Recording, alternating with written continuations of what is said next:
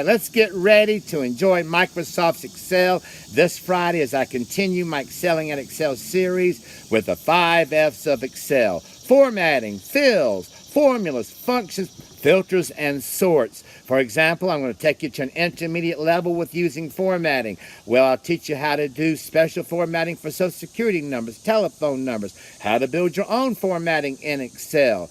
Then we're going to look at conditional formatting of adding color to our numbers. So we'll take a boring worksheet and make it alive with colors that have significance. We'll also use fill for custom lists, where we'll create a list, we'll save it using custom lists, and we can reuse that list in any Excel workbook or worksheet. We'll also use fill for dates, numbers, text, and certainly formulas and functions.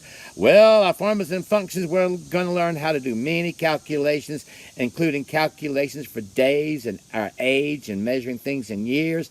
We're going to work with the concatenate function that brings columns together.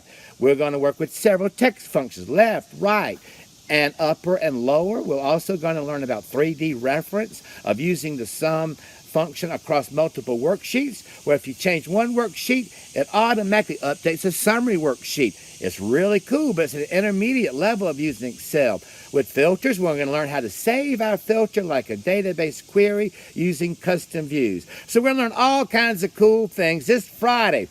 All of this for only $29.99. You get a 3+ hour live interactive Zoom webinar on the 5 F's. I'll send you a PDF manual that you can download, print, and view for our 5 F Excel section, and I'll send you a certificate of achievement with practice files for you to use during and after the class. So get ready to enjoy using Excel as we go into a deep dive with the 5 F's of formatting, fill, formulas, functions, filters, and sorts. So get ready to geek out with a nutty professor this Friday. Thank you.